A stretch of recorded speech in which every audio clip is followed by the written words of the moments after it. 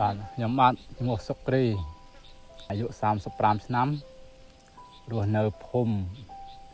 ក្រញូងសែនជ័យដើមតាំងពីដាំធូរ៉េន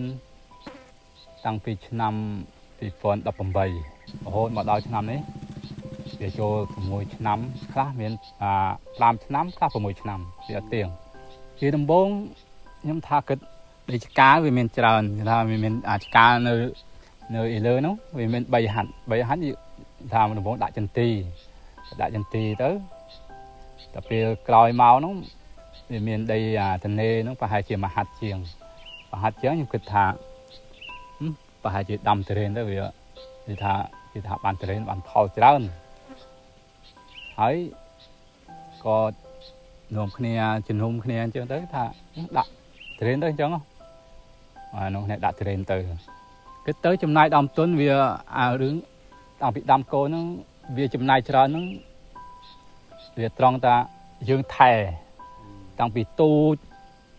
មករហូតមកដល់ត្រេនបានផលបានវ័យប៉ុណ្ណេះទៅវាអស់ច្រើនគេទៅថាវាថាវាអស់ដុំទេតែវាអស់រាយណាវាអស់រាយយើងដាក់ជីផងយើងមើលជំងឺផងអីផងទៅ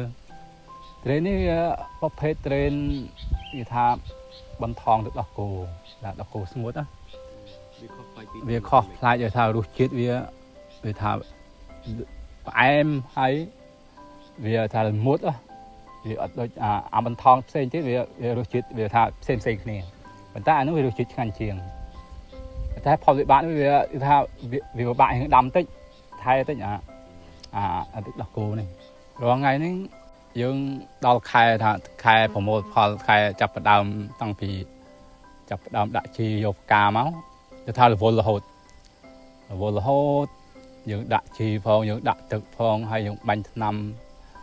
សម្រាប់ការពារសត្វល្អិតសត្វអីនោះនិយាយចំទៅថារងថ្ងៃយើងមកជាការទិរេនេះរងថ្ងៃគ្មានថ្ងៃណារ៉ាតនេទេសំបីថា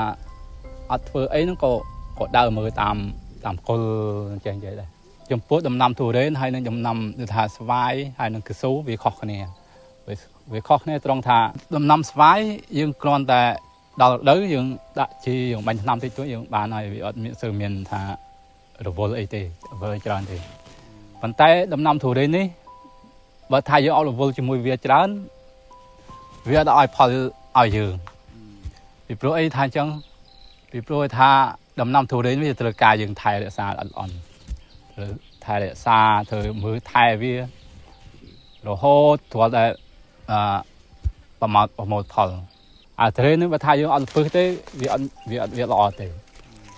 ព្រោះតែយើងមើលវាអីវាដល់មិនមែនដូចដំណាំផ្សេងទេដូចដំណាំចិនទីទេដំណាំចិនទីគាត់ថាដាំហើយអានេះអត់ដាំហើយអត់ហើយទេអញ្ចឹងថាផលវិបាកវាច្រើន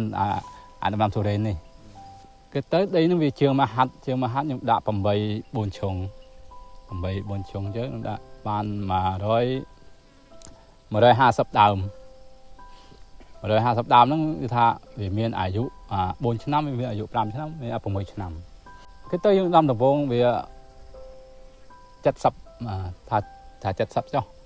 70ដើមហើយក្រោយមកឆ្នាំក្រោយហ្នឹងយើងថែមទៀត30ដើមហើយចេះតែថែមរហូតអញ្ចឹងទៅពីព្រោះអីថាយើងដាំម្ដងអត់អស់ទេពីព្រោះអីយើង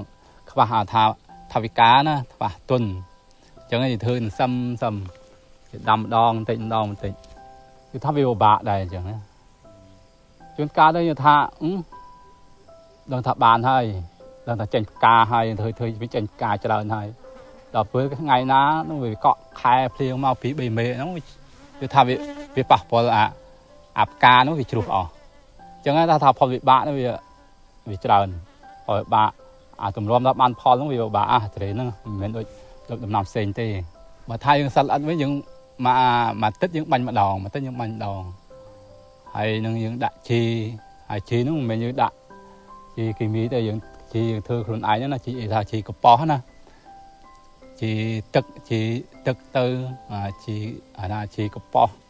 លាយជាមួយទឹកអីទៅយើងចេះដាក់ទៅធម្មជាតិអាហ្នឹងចំពោះអ្នកកសិករអត់ដឹងដែរអត់ដឹងថាមូលហេតុអីបានថាកសិករប្រឹងខ ខំធ្វើថាបានផលល្អហើយប៉ុន្តែទីផ្សារវាអត់បានផលល្អជួនកាលទៅគេថាថ្លៃគេថាត្រេនយើងល្អហើយរសជាតិល្អហើយគេថាថ្លៃហើយរសជាតិអាត្រេននាំចេញពីក្រៅនោះ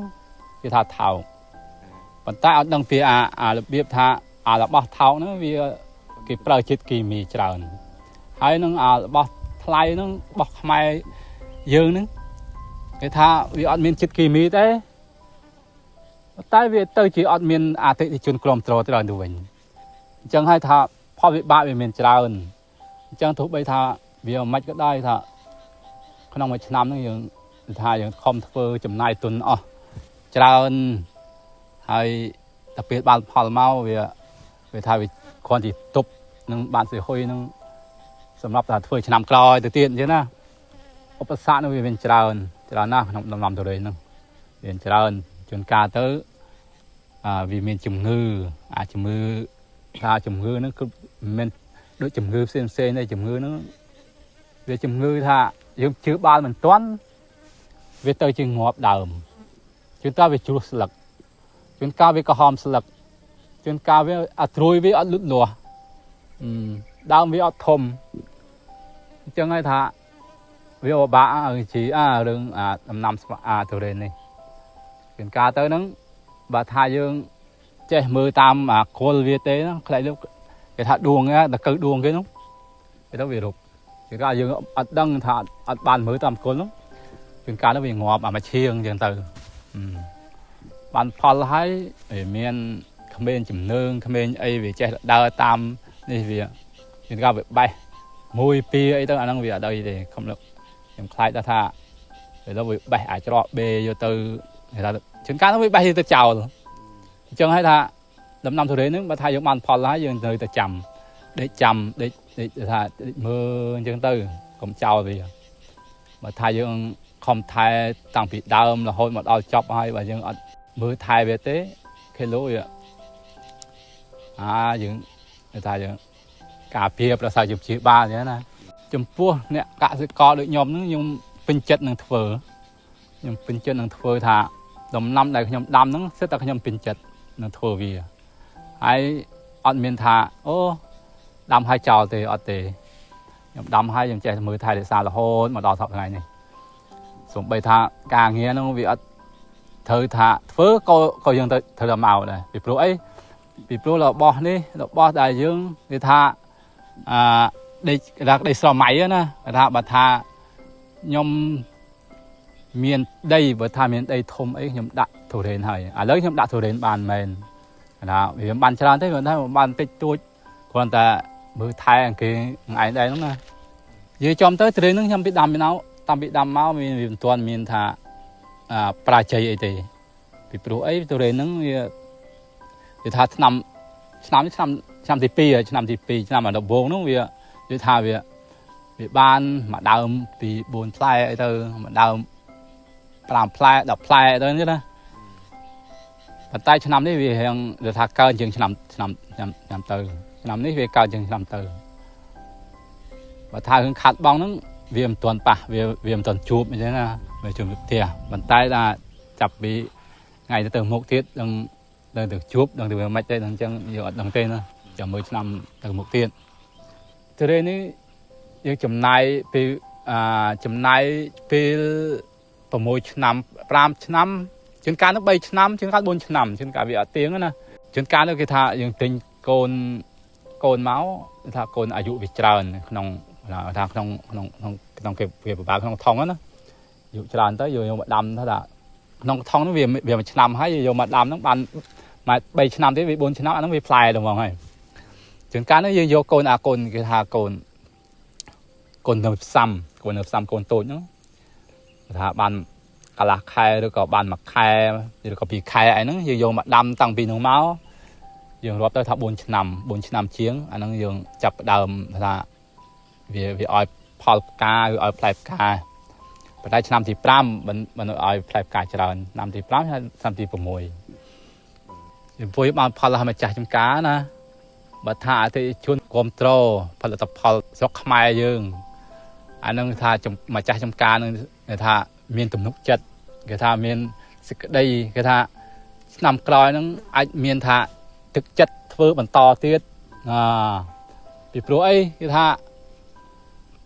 អតិថិជនក្រុមត្ររបស់ស្រុកខ្មែរយើងក៏យើងនឹងមានថាទឹកចិត្តឆ្នាំគេថាតស៊ូដើម្បីអីផលិតដំណាំទុរេននេះឲ្យបានផ្លែកាន់តែច្រើនហើយបានរសជាតិកាន់តែផ្អែមកាន់តែឆ្ងាញ់សំខាន់លើកស្ទួយផលិតផលខ្មែរយើងគឺទៅដំណាំទុរេននេះមិនដឹងយើងបានផលហើយយើងបានលក់ហើយបន្តថាអតិថិជនថាអូលក់ថ្លៃឆ្នាំនេះទុរេនលក់ថ្លៃអីថ្លៃអញ្ចឹងណាប៉ុន្តែវាយើងប្រៀបធៀបនឹងទុរេននាំចេញពីក្រៅមកព្រោះអីថាវាខុសគ្នាថាទុរេនយើងទុរេនស្រុកខ្មែរយើងថាជាកសិករយើងគេដាំគឺអត់មានប្រើជាតិគីមីទេហើយគេថាធម្មជាតិនឹងសុទ្ធហ្មង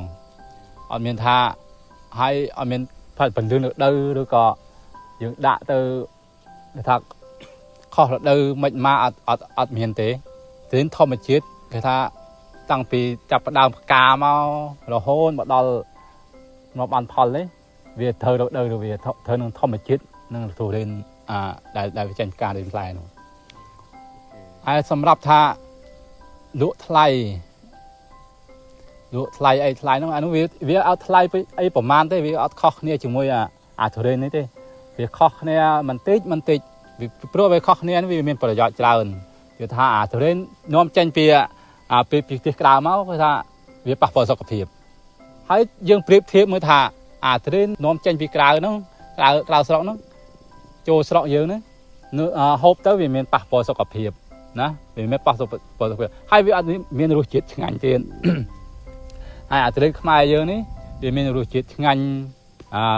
វាមានថាទំនុកចិត្តថាអត់មានប៉ះពាល់ដល់សុខភាពបងប្អូនអត់មានប៉ះពាល់ទេអត់មានជាតិគីមីអីទេយើងគិតមើលទៅថាទុរេនក្នុងមួយដើមយើងអត់ប្រើជីគីមីទេយើងប្រើជីកប៉ោះ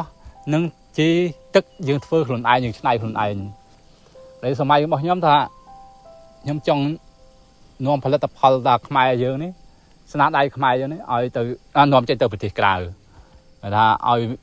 ឲ្យមានស្នាដៃថាខ្មែរមានផលិតផលល្អលេខ1នាំទៅក្រៅពីព្រោះអីថាចង់ឲ្យបង្ហាញពិភពលោកថាខ្មែរយើងមានរបស់ល្អខ្មែរយើងមានធនធានហើយមានរបស់អត់មានប៉ះពាល់សុខភាពទេឲ្យប្រទេសដទៃហ្នឹងងាកមកគ្រប់គ្រងផលិតផលខ្មែរយើងតែខ្មែរនេះខ្មែរមិនខ្មែរមុនទេអានេះខ្មែរបច្ចុប្បន្ននេះខ្មែរអាចធ្វើបានខ្មែរគេថាខ្មែរខ្លាំងណាប្រទេសដែលអភិវឌ្ឍមិនខ្មែរក៏អភិវឌ្ឍអញ្ចឹងដែរដូចតែគ្នាចំការទុរេននេះវាជិះទៅវាថាតាំងពីចេញការរហូតមកដល់ថ្ងៃនេះវាអាយុវា60ថ្ងៃនេះវា60ថ្ងៃហើយវា60ថ្ងៃហើយវាអាហ្នឹងវាអាយុ120ថ្ងៃ120ថ្ងៃហ្នឹងជួនវានៅថាពាក់កណ្ដាលទៀតថាចូលខែ6យើងបានប្រមូលផលហើយពីព្រោះអីបន្ថងពូជទុរេនបន្ថងនេះវាខែកន្លះខែ6ខែ6ចូលខែ5កន្លះខែពាក់កណ្ដាលខែ5ខែ6ហ្នឹងហើយចាប់ដល់ប្រមូលផលហើយពេលវេលាហ្នឹងហើយដែលពេលវេលាដែលយើងថាចាប់ដើមថានាំចេញណាថាបងប្អូនអតិថិជនណាដែលចង់បានអីហ្នឹងអាចតាក់ទងបានខែ6ខែពាក់ដល់ខែ5អីហ្នឹងពីចុងក្រោយនេះសូមដំផ្ញើទៅដល់បងប្អូនអតិថិជនសូមជួយគាំទ្រផលិតផលថាទុរេនដែលជិតបានផលហើយនឹងចង់ឲ្យផ្ដាំថាជួយនាំគ្នាថាជាវឲ្យច្រើនទៅពីព្រោះអីថាឲ្យមានទឹកចិត្តដើម្បីបន្តទៅមុខទៀតពីព្រោះអីនៅវិជាកសិករនេះថាម្ចាស់ចំការនេះអត់មានអីច្រើនទេមានថាសូមជូនពរឲ្យបងប្អូនយើងគាំទ្រផលិតផលខ្មែរយើងឲ្យច្រើននឹងបានតែប៉ុណ្្នឹងទេសូមអរគុណ